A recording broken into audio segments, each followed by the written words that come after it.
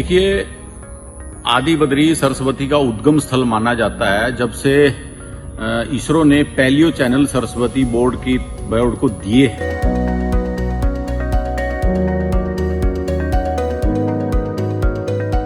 ने 2015 से जब से सरस्वती हेरिटेज डेवलपमेंट बोर्ड बनाया है, तब से लेकर इसके ऊपर बहुत गहनता से कार्य चल रहा है।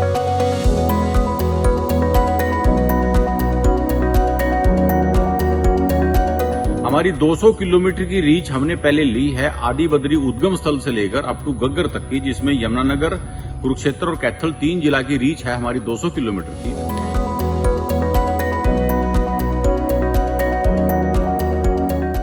सरस्वती नदी के अस्तित्व को शास्त्र, पुराण और विज्ञान सभी ने माना है। एक शोध के मुताबिक लगभग 5500 साल पहले सरस्वती नदी भारत के हिमालय से निकलकर हरियाणा, राजस्थान और गुजरात के रास्ते से होते हुए अंत में अरब सागर में विलीन हो जाती थी।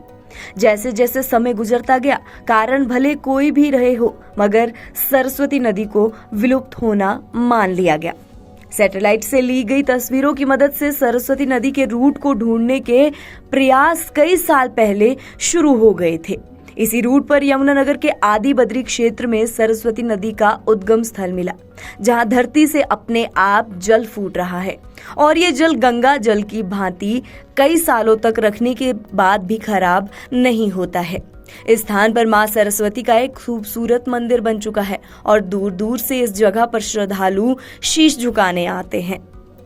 हरियाणा सरकार द्वारा भी सरस्वती नदी को पुनः धरातल पर लाने के लिए युद्ध स्तर पर प्रयास किए जा रहे हैं और इसी कड़ी में सरस्वती हेरिटेज डेवलपमेंट बोर्ड का गठन किया गया, जिसके अध्यक्ष खुद हरियाणा के मुख्यमंत्री मनोहर लाल है। बोर्ड के उपाध्यक्ष धूमन सिंह किरमच इस ऐतिहासिक काम को पूरा करने में दिन रात एक किए हुए हैं। धूमन सिंह किरमच ने बताया कि जब से इसरो ने नदी के पैलियो चैनल सरस्वती बोर्ड को दिए हैं, तभी से आदि बद्री को सरस्वती का उद्गम स्थल माना जाता है। पैलियो चैनल में साफ नजर आ रहा है कि किस जगह से वाकई में कभी सरस्वती नदी बहती थी।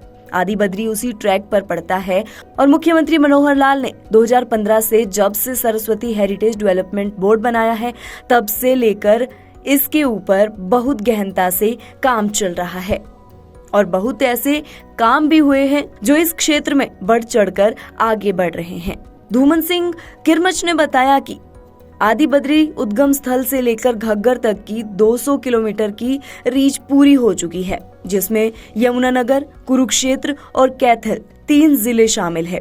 इस रीच में लगभग 80 से 85 किलोमीटर तक पानी चलाया भी जा चुका है, यानी सरस्वती को धरातल पर लाने के लिए मनोहर सरकार का बहुत बड़ा योगदान रहा है।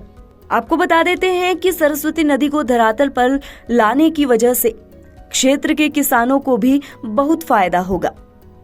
साथ ही साथ सरस्वती हेरिटेज ने सरस्वती नदी को सहेजने में भी बहुत बड़ा कार्य किया है। आदि बद्री में एक डैम और बराज बनाया जा रहा है ताकि सरस्वती में सारा साल पानी रहे। हिमाचल की सोम नदी, जो सरस्वती नदी की सहायक नदी है, उसे लेकर बहुत बड़ा प्रोजेक्ट भी चल रहा है।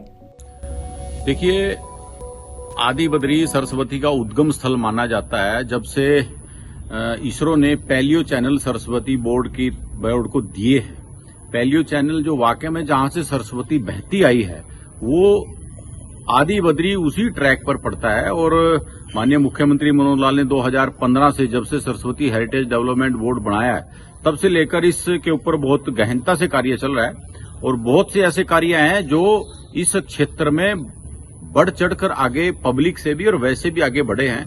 हमारी 200 किलोमीटर की रीच हमने पहले ली है आदि बद्री उद्गम स्थल से लेकर अप टू गग्गर तक की, जिसमें यमुनानगर, कुरुक्षेत्र और कैथल 3 जिला की रीच है हमारी 200 किलोमीटर की।